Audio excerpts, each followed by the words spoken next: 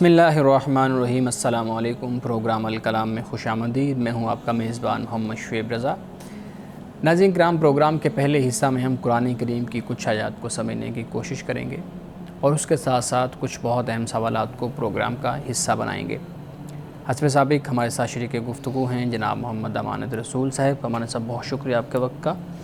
میری معاونت کے لیے موجود ہے احمد بلال۔ تھینک یو سو مچ بلال۔ ناظرین کرام، ہم کل کے پروگرام میں گفتگو کر رہے تھے سورۃ الشعراء۔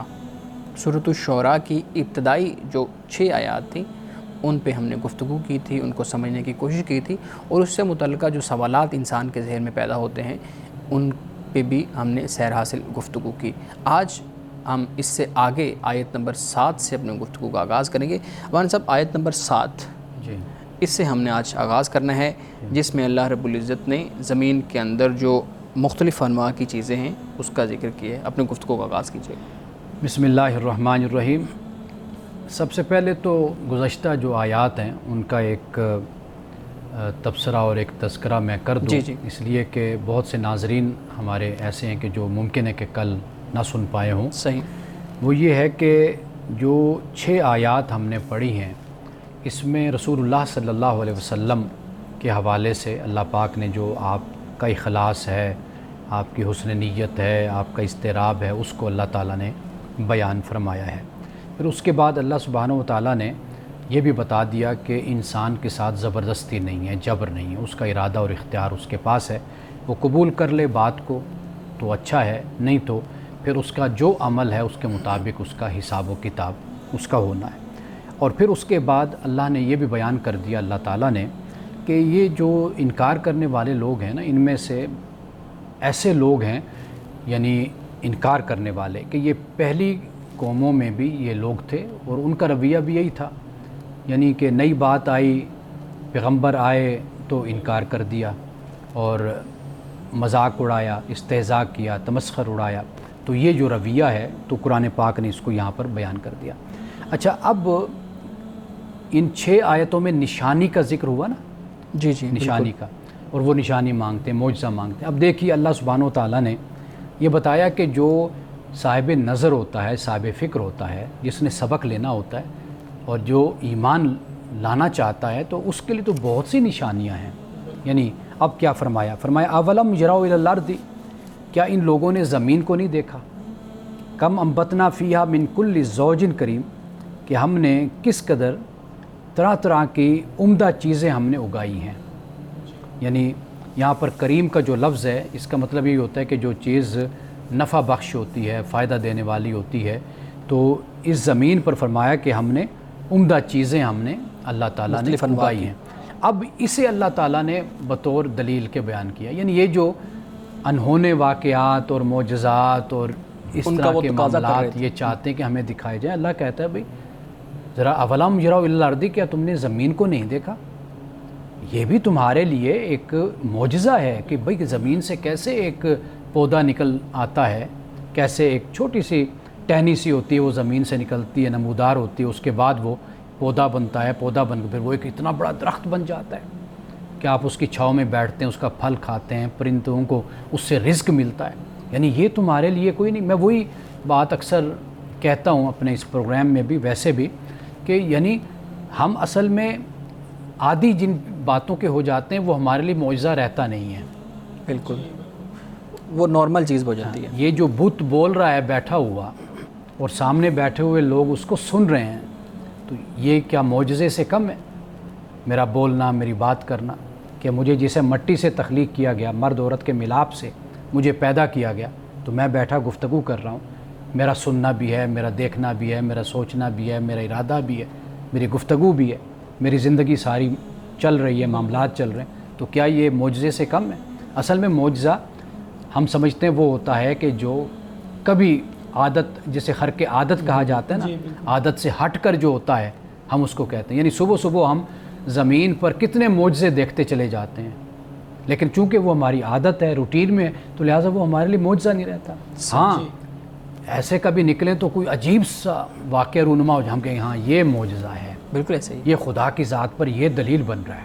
لیکن میں خدا کی ذات پہ دلیل نہیں ہوں، میں بول رہا ہوں میں خدا کی ذات پہ دلیل نہیں ہوں۔ تو مطلب یہ ہے کہنے کا اللہ پاک اس لیے فرما رہا ہے اولم یروا الی الارض، کیا ان لوگوں نے درخت کو زمین کو نہیں دیکھا کہ کس طرح پھر ہم نکالتے ہیں پودے اور درخت اور پھل اور پھول ہم پیدا کرتے ہیں عمدہ قسم کے، اچھے قسم کے۔ اب یہ آگے فرمائے ان فی ذلک لآیۃ وما کان اکثرهم مؤمنین، بے شک اس میں بھی یقیناً نشانی ہے، جو نشانی تم مانگتے ہو تو اس میں بھی تو نشانی ہے، بس ذرا غور و فکر کرو، ذرا سوچو۔ لیکن فرمایا کہ اکثر لوگ ایمان نہیں لاتے۔ اب یہاں پر نشانی کا بھی ذکر ہو گیا اور یہ بھی بتا دیا کہ بھئی اللہ نے، آپ دیکھیے نا ذرا تھوڑا سا، آپ دونوں نوجوان ہیں، ذرا اس پر غور کریں، ناظرین بھی غور کریں کہ پیچھے جو تقاضا چل رہا ہے ان کے معجزے کا، بالکل اور ان کے حیرانی اور پریشانی اور اس کا استہزاء کا جو رویہ چل رہا ہے، وہ پیغمبر سے تو مانگ رہے ہیں لیکن کم از کم خود ہی اپنے کرنا چاہ رہے ہیں۔ دیکھیں، غور کریں، غور و فکر کریں، ذرا سوچیں کہ بھئی یہ جو پھل پھول اور درخت اور یہ سب کچھ پیدا ہو رہا ہے، یہ کیسے ہو رہا ہے سارا کچھ، ان کی تخلیق کیسے ہو رہی ہے۔ اب آخری آیت جو ہے آیت نمبر 9، جس سے یہ رکوع پھر مکمل ہو جاتا ہے، فرمایا وَإِنَّ رَبَّكَ لَهُوَ الْعَزِيزُ الرَّحِيمُ، اور بے شک تیرے رب یقیناً وہی غالب حکمت والا ہے۔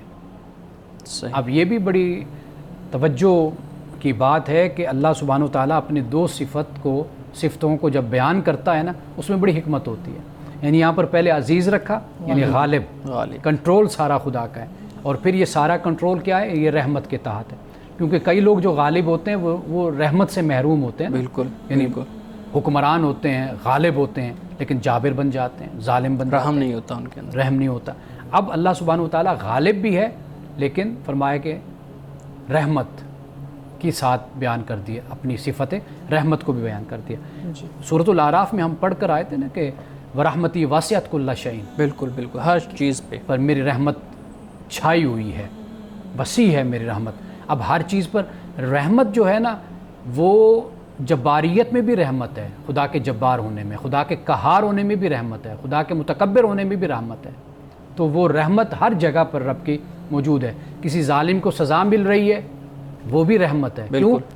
کسی مظلوم کو اس کا حق مل رہا ہوتا ہے، بالکل صحیح ہے۔ تو یہ پہلو رب کی جو رحمت ہے، اللہ نے فرمایا یہ ہر چیز پر آپ کو حاوی نظر آئے گی۔ صحیح۔ اور صاحب آیت نمبر 7 کے اندر یہ جو زوج کریم، زوج کا لفظ ہے، یہ جوڑے کے لیے استعمال ہوا ہے یا اس کا کیا پس منظر ہے یہاں پہ؟ دیکھیے، زوج کا جو لفظ ہے نا، ہمارے ذہن میں ہے میاں بیوی کے حوالے سے، اسپاؤز جس کو ہم انگلش میں بولتے ہیں، اس کے لیے بھی یہ لفظ استعمال ہوا ہے۔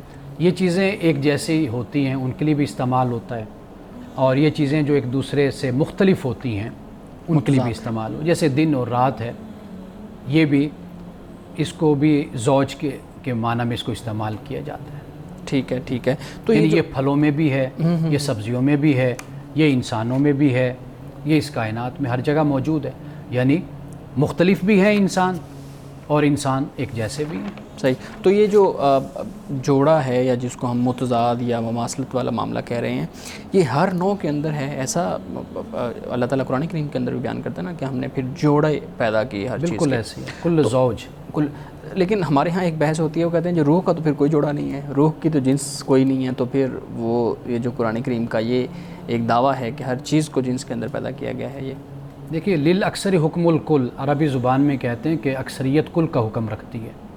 کل کا لفظ جب ہم بولتے ہیں تو میجورٹی کی طرف اس کا اشارہ ہوتا ہے، اور استثناء تو پھر ہر جگہ موجود ہوتا ہے۔ آپ انسانوں میں بھی استثناء لے کر آ جائیں گے، بالکل، کہ بھئی یہاں پر تو جوڑے نہیں بن رہے، تو لہٰذا یہ جب یہ کہا، یہ اسلوب اختیار کیا جاتا ہے تو وہاں پر خود بخود استثناء موجود ہوتا ہے۔ لیکن پھر سوال ذہن میں یہ پیدا ہوتا ہے کہ اگر جوڑوں میں ہی پیدا کیا گیا ہے تو یہ جو تیسری جنس ہے انسانوں کے اندر، اب تو مختلف لوگ کہہ رہے ہیں کہ یہ تیسری نہیں ہے بلکہ 3 4 5 آگے بھی ہیں، تو یہ جو تیسری جنس ہے اس کو پیدا کرنے کی پھر کیا ضرورت تھی؟ انسان ایک میل ہوتا ہے، ایک فیمیل ہوتا، اور قرآن کریم کے اندر بھی ان دونوں کے آپسی تعلقات، ان دونوں کے آپسی معاملات کو ہی خاص طور پہ بیان کیا گیا ہے، تو پھر یہ تیسری جنس ہے جو ایکسیپشنل کیسز میں ہوتی ہے، یعنی ان کی تعداد بہت زیادہ نہیں ہے، لیکن اس کی کیا ضرورت ہے پھر؟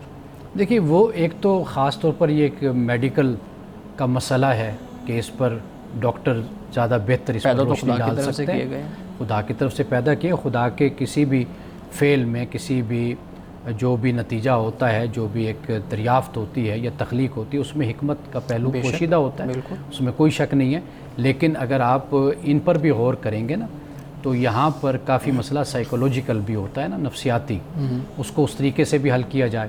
اور انہی لوگوں میں رجحان کی بات بھی ہوتی ہے، غلبہ کس صنف کی طرف ہے وہ بھی وہاں پر موجود ہوتا ہے. اگر آپ اس پر غور کریں گے تو بہت کم تعداد پھر ایسے لوگوں کی بعد میں رہ جاتی ہے. باقی جیسے میں نے آپ کو پہلے ایک اصول، ایک قاعدہ بتا دیا کہ للاکثر حکم الکل کا معاملہ ہے کہ اکثریت جو ان سے ہوتی ہے وہ کل کا حکم رکھتی ہے. باقی یہ جیسے میں نے آپ سے کہا کہ یہ کہ میڈیکل ایک ایشو بن جاتا ہے، وہاں پر اگر دیکھا جائے کہ اس کے اسباب لاجیکلی کیا ہوتے ہیں، کیا وجوہات ہیں کہ کیوں یہ اس طرح انسان کے اندر یہ تبدیلی رونما ہوتی ہے، یا ایک انسان اس طرح کیوں پیدا ہوتا ہے، تو پھر اس کو اس طریقے سے دیکھا جائے. صحیح. مولانا صاحب آیت نمبر 8 پہ بھی ایک سوال ہے، میں چاہ رہا ہوں کہ ہم بریک لے لیں، اس کے بعد اس کی طرف آتے ہیں. ناظرین کرام، یہاں وقت ہوا چاہتا ہے ایک بریک کا، ہمارے ساتھ رہیے.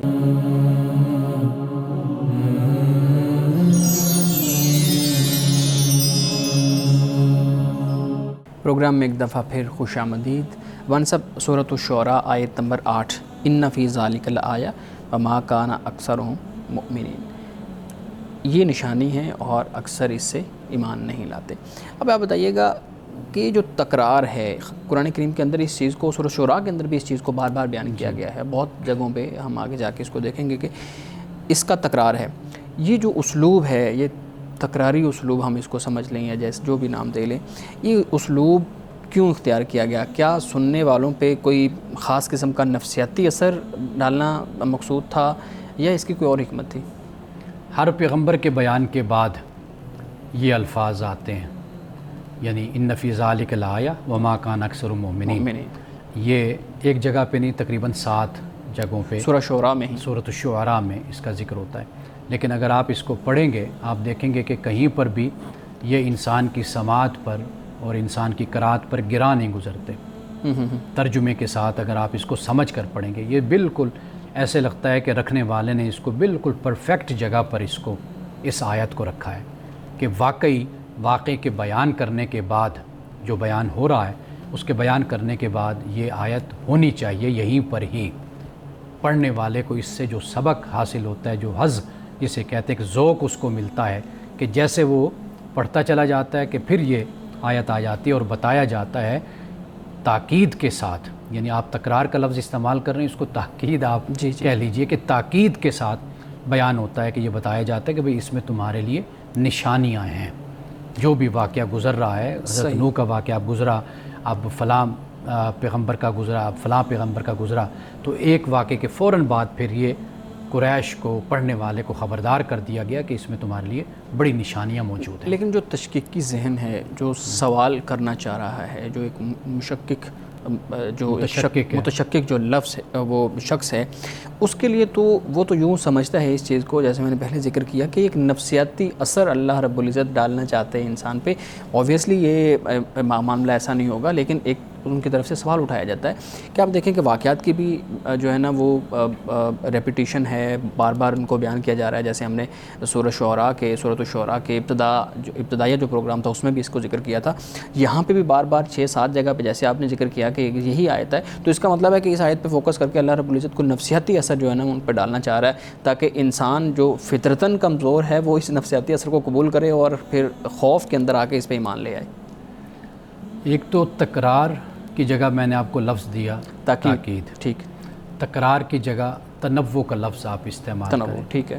قرآن مجید کو جب آپ پڑھیں گے، تکرار یہ ہوتی ہے کہ ایز اٹ از وہی چیز بیان کر دی گئی جو پیچھے بیان ہوئی ہے، جو ہے بالکل وہی، الفاظ بھی وہی ہیں، سب کچھ وہی ہے. لیکن جب آپ دیکھیں گے تو یہاں پر آپ کو تنوع، ورائٹی آپ کو نظر آئے گی. اس کا بیک گراؤنڈ بھی اور ہوگا، اس کے الفاظ بھی اور ہوں گے. بالکل، یعنی مختلف. ٹھیک ہے. اگر مثال کے طور پر سورۃ الاعراف ہم نے مکمل کی، اب سورۃ الاعراف میں اللہ سبحانہ و تعالیٰ نے واقعے کو انجام کے ساتھ جوڑا، بیان کیا. ٹھیک ہے.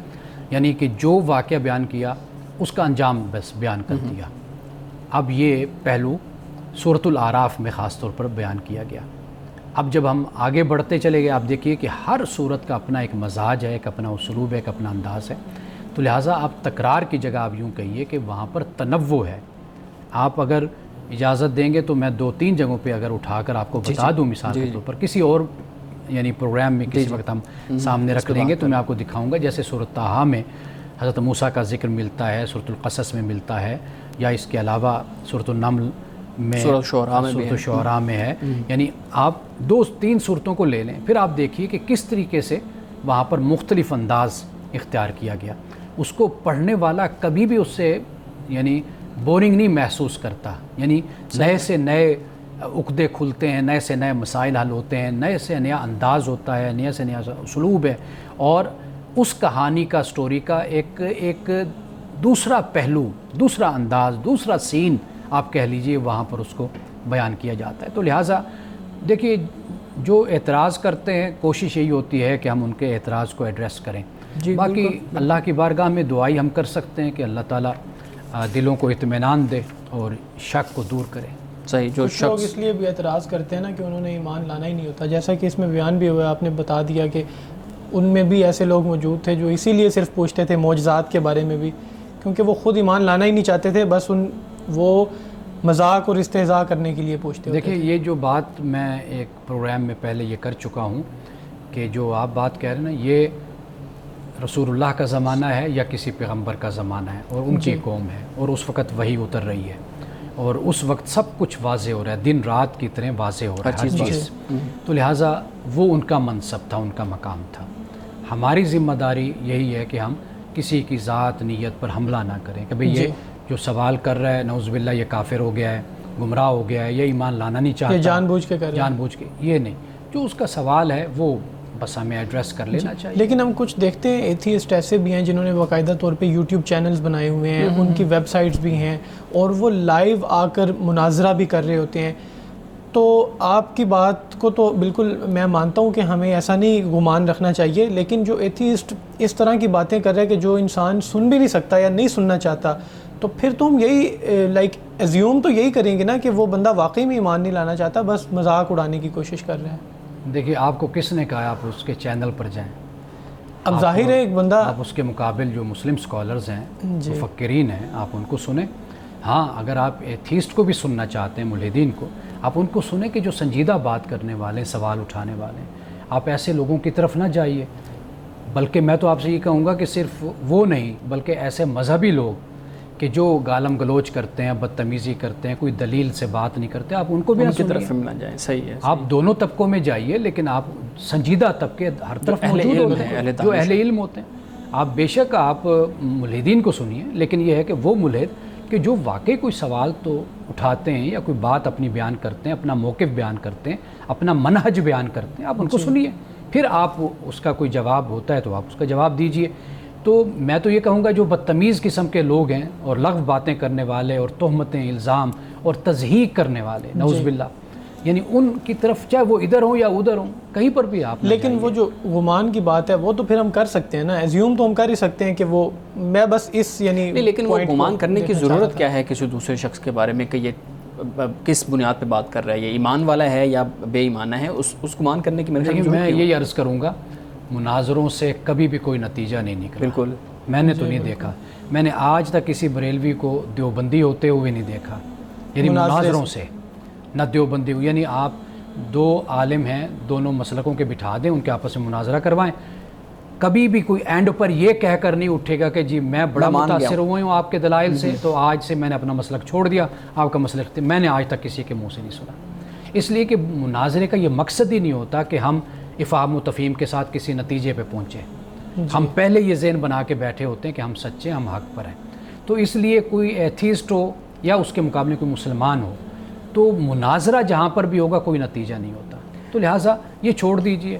باقی اپنی طرف سے ایک جائز اور اچھی کوشش علم کے ساتھ ہے، وہ آپ کرتے رہیے. اللہ تعالیٰ نے جس کو ہدایت دینی ہوتی ہے اللہ دے دیتے ہیں. لیکن ظاہر تفنن اگر ہم اس پہ بات کریں تو بہت سے لوگوں کو ہم نے دیکھا ہے کہ وہ اپنی معیشت چلانے کے لیے ایک گروپ سے دوسرے گروپ میں جب منتقل ہوتے ہیں تو اس کے بعد وہ پھر جب وہ کسی جگہ پہ خطاب کرنے کے لیے جاتے ہیں یا مناظرہ کرنے کے لیے جاتے ہیں تو ان کی پہچان یہ بن جاتی ہے کہ سابقہ فلاں، یعنی سابقہ، اور آگے پھر وہ یعنی سابقہ بریلوی یا سابقہ مسلم یا سابقہ، وہ پہچان بن جاتی ہے. وہ پھر وہ اپنی پوری جو اکانومی ہے وہ اس کے ساتھ چلاتے رہتے ہیں. تو آپ کہہ رہے ہیں کہ میں نے آج تک نہیں دیکھا. میرے خیال میں تو بہت سے لوگ ایسے ہوتے ہیں جو اپنی ان چیزوں کو جو ہے نا وہ آگے بڑھانے کے لیے اس طرح کے لیبل استعمال کرتے ہیں. دیکھیے وہ تو میں بات کر رہا ہوں کہ جیسے مناظرہ کر رہے ہیں، بیٹھے ہوئے ہیں، ان میں سے کوئی بھی توبہ تائب ہو کر نہیں اٹھتا کہ جی آج میں اپنے مسلک کو چھوڑ رہا ہوں چونکہ میں نے مولانا کے دلائل دیکھیں یہ زیادہ قوی ہیں. کوئی بھی نہیں اس بنیاد پر بات مانتا. ناظرین کرام یہاں وقت ہوا چاہتا ہے ایک بریک کا, ہمارے ساتھ رہیے.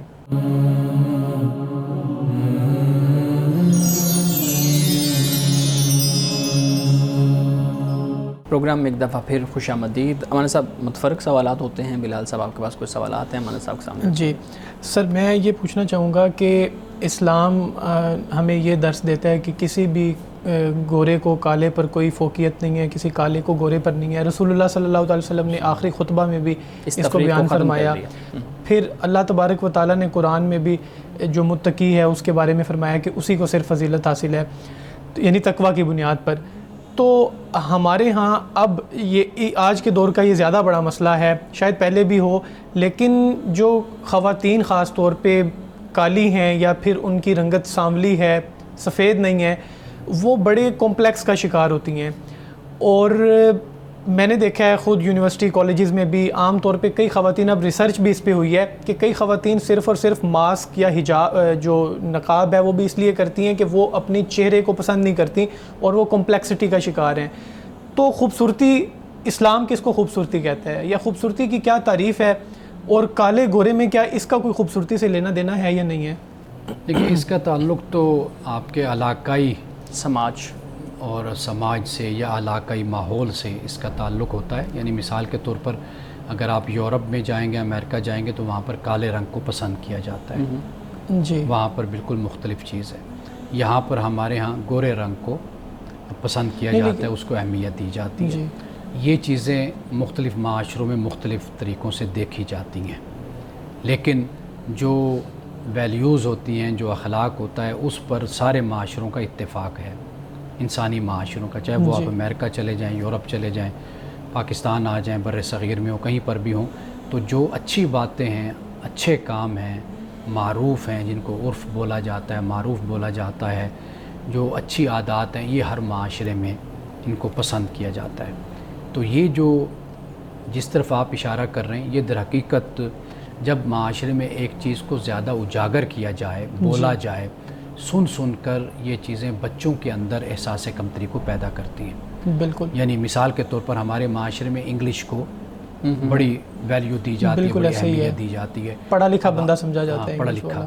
اب ہم نے یہ دیکھا ہے کہ ہماری بچیاں یا بچے جو انگلش نہیں بول پاتے وہ احساس کمتری کا شکار ہو جاتے ہیں کہ بھئی میں انگلش نہیں بول رہا, دوسرے جو ہے نا وہ انگلش, تو شاید میں ترقی نہیں کر سکتا, میں ترقی نہیں کر پا رہا, یا نہیں کر سکتا تو شاید میری زبان کا کوئی مسئلہ ہے.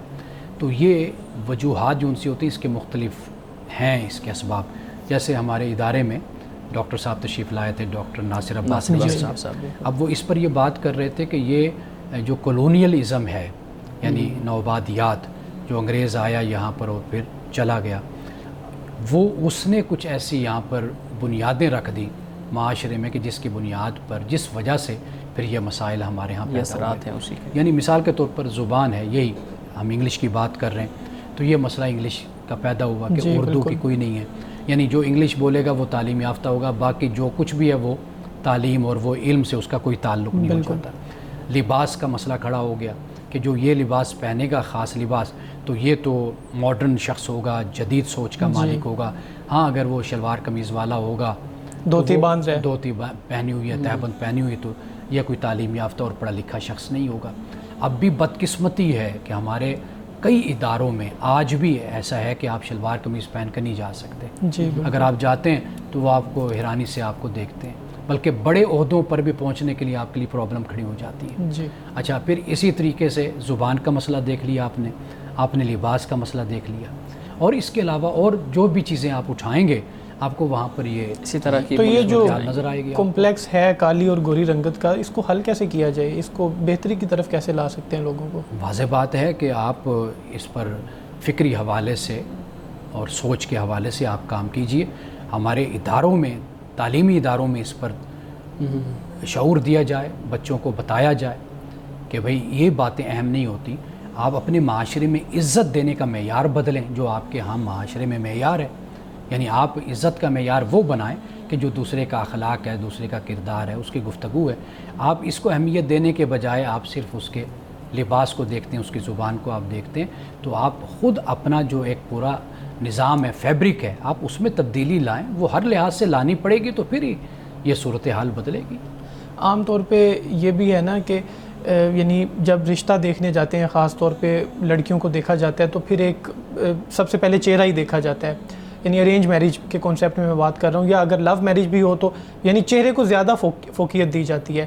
تو وہ جو چہرے کی خوبصورتی ہے، اسلام نے یعنی اس بارے میں اگر تھوڑا سا بھی بتایا ہے کہ چہرہ یہ والا خوبصورت ہوگا، یہ والا نہیں خوبصورت ہوگا، تو پھر تو الٹیمیٹلی ہم یہ کہیں گے کہ اسلام میں خود وہ یعنی وہ کمپلیکسٹی نعوذ باللہ موجود ہے کہ جس کی بنا پر ایک کو خوبصورت کہا جا رہا ہے اور ایک کو یہ ہے کہ اسلام کا یہ مسئلہ ہی نہیں ہے دین کا، یہ تو معاشرت کا مسئلہ ہے، معاشرے نے یہ ایک تفریق پیدا کی ہے۔ معاشرہ ان چیزوں پر جو نارمز بناتا ہے، جو رسم رواج تشکیل دیتا ہے، جو رویہ تشکیل دیتا ہے، اسی پر یہ ہاں اسلام آپ کو یہ رہنمائی دے گا کہ بھئی یہ آپ کا رویہ غلط ہے، یہ غیر اخلاقی ہے، یہ اخلاقی ہے، بیہیویئر پہ آپ کی رہنمائی کرے گا۔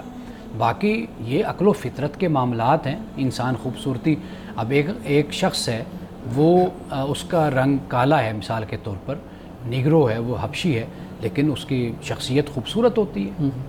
اچھا کئی ایسے دیکھیں جو بے شک سفید رنگ کے ہیں، گورے رنگ کے ہیں، لیکن ان کی شخصیت نہیں ہوتی۔ یہ چیز نہیں ہے، یہ انسان کا جو عقل کا اور فطرت کا جو چیز ہے، یہ انسان اس بنیاد پر چیزوں کو دیکھتا ہے۔ معاشرتی مسئلہ ہے، معاشرتی طور پر بھی، سماجی طور پر بھی، اس کو آپ اپنی تعلیم میں، اپنے رویوں میں، اپنے گھر کی تربیت میں، ان چیزوں میں آپ ان کو شامل کرتے ہیں۔ لیکن جی معذرت اگر بات پوری ہو گیا تو ہمارے ہاں ایک روایت ملتی ہے نا کہ رسول اللہ صلی اللہ علیہ وآلہ وسلم نے جب نکاح کے بارے میں سوال ہوا تو آپ نے کہا کہ تم کنواری اور خوبصورت لڑکی سے جو ہے نا عورت سے نکاح کرو۔ تو یہ جو معیار ہے، پھر جب ہمارے ہاں یہ پڑھایا جاتا ہے، بتایا جاتا ہے، سوشل میڈیا پہ یہ چیزیں شیئر کی جاتی ہیں، تو خوبصورتی کا معیار جو ہمارے معاشرے میں بنا ہوا ہے، ہم نے تو اس حدیث کو، اس روایت کو اسی تناظر میں دیکھنا ہے۔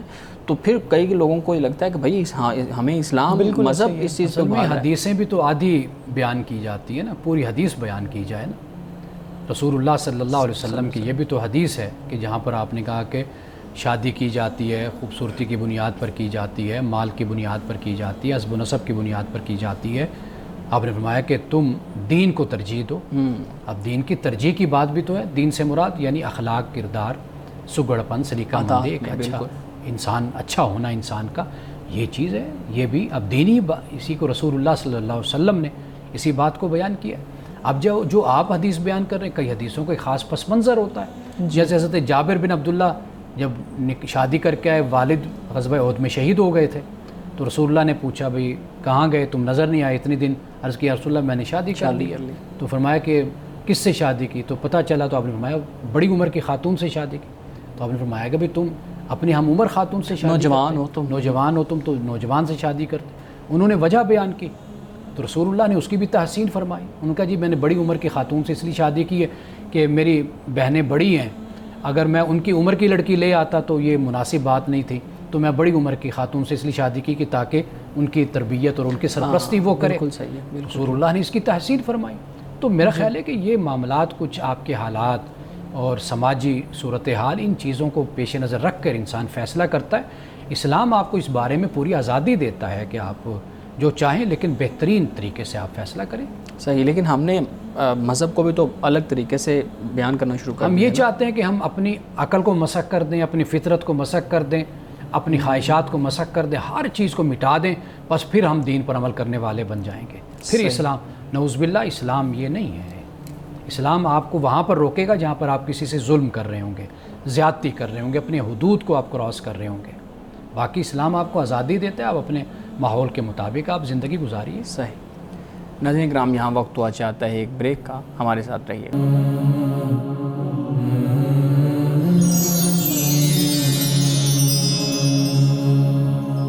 پروگرام میں ایک دفعہ پھر خوش آمدید۔ جی بلال صاحب۔ سر ایک یہ سوال ہے، اس کے بارے میں بتائیے گا۔ آج کل ایستھیٹکس ٹریٹمنٹ بہت زیادہ ہوتے ہیں، جس میں سکن کیئر جو آپ پہلے دوسری طرح سے کرتے تھے، اب وہ مشین کے ذریعے کی جاتی ہے۔ تو ایستھیٹکس کے ذریعے یا پھر پلاسٹک سرجری ایک پہلے بہت زیادہ مشہور ہوا کرتی تھی، تو کیا یہ اپنی جنس میں تبدیلی، جنس میں تو نہیں لیکن وہ ایک جو تبدیلی ہم کہتے ہیں اپنی حیت میں، وہ شمار ہوگی یا نہیں ہوگی؟ یعنی ہمیں اپنی سکن یا ان معاملات سے کچھ چھیڑ چھاڑ کرنا چاہیے، یا اللہ تعالیٰ نے بس جیسے بنا دیا وہ ہمیں قبول ہونا چاہیے؟ دیکھیے، انسان اپنے آپ کو انسان میں یہ حص ہے، خواہش ہے کہ وہ اپنے آپ کو خوبصورت بنائے، جی تو وہ اپنے آپ کو خوبصورت بنا سکتا ہے۔ جو بھی ذرائع، جدید ذرائع اور وسائل ہیں ان کو استعمال کرنا چاہتا ہے تو اپنے آپ کو خوبصورت سے خوبصورت ترین بنانا چاہتا ہے تو ضرور بنائے۔ اس پر کسی مذہب کو کوئی اعتراض نہیں ہے اس پر۔ لیکن یہ اس روایت کے تناظر میں نہیں ہم اس کو دیکھیں گے جس میں ایک عورت نے رسول اللہ صلی اللہ علیہ وسلم کے سامنے ریکویسٹ کی تھی کہ میں وگ اپنی بیٹی کو لگا لیتی ہوں تاکہ اس کا رشتہ اچھی جگہ پہ ہو جائے، جو لوگ دیکھنے آ رہے ہیں ان کو یہ چیز پسند ہے۔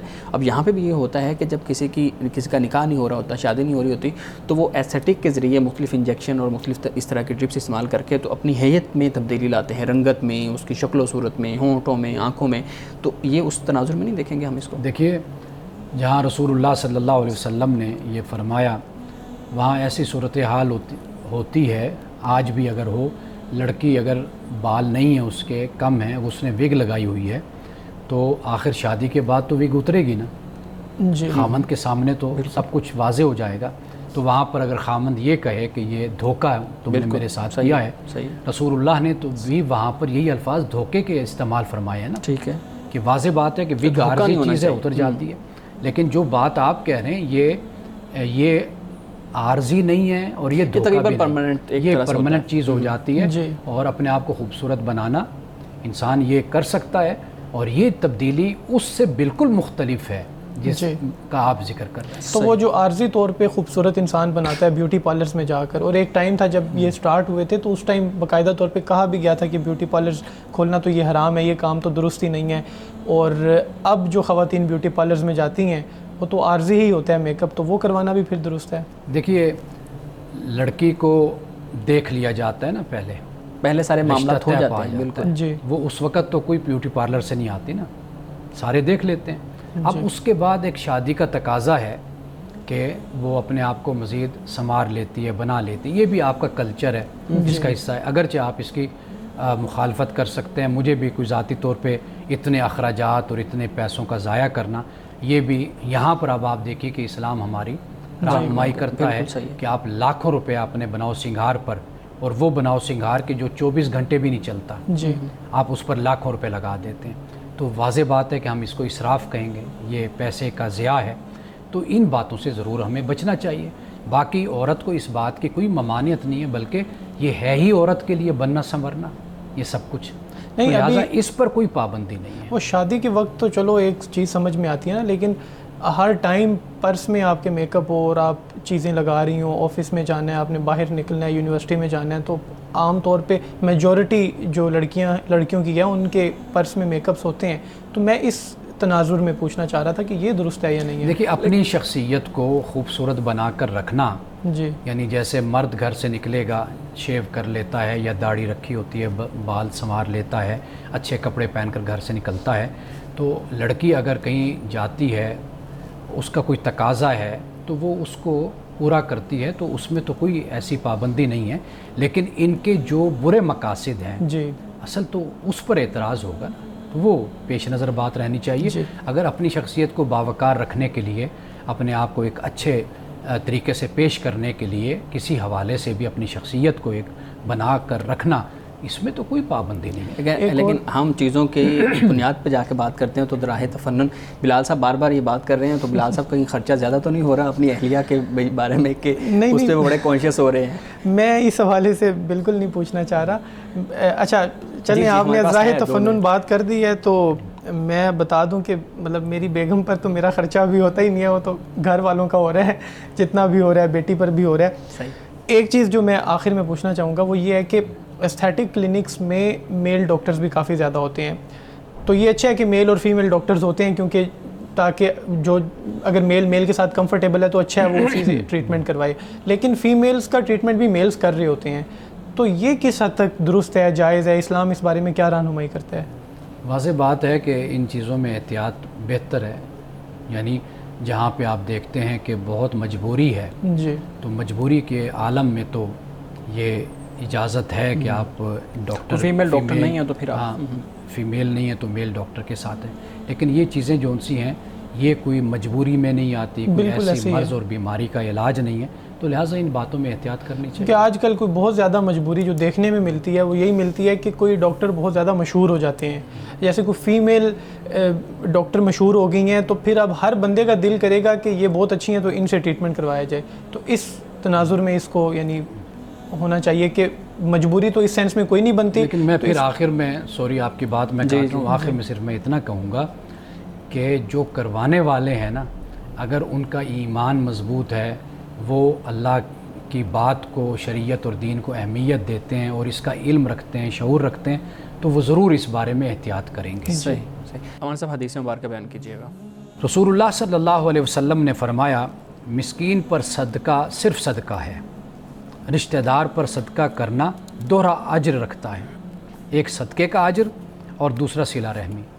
یعنی اگر آپ صدقہ کرتے ہیں تو ترجیح دیجئے اپنے رشتہ دار کو، وہاں پر آپ کو ڈبل ثواب ملے گا، دوہرا ثواب ہے۔ ایک ثواب اس کا کہ آپ نے صدقہ کیا، آپ نے انفاق کیا، خرچ کیا، دوسرا آپ کو اس کا بھی اجر ملے گا کہ آپ نے اپنے رشتہ دار پر کیا، یعنی صلہ رحمی کی۔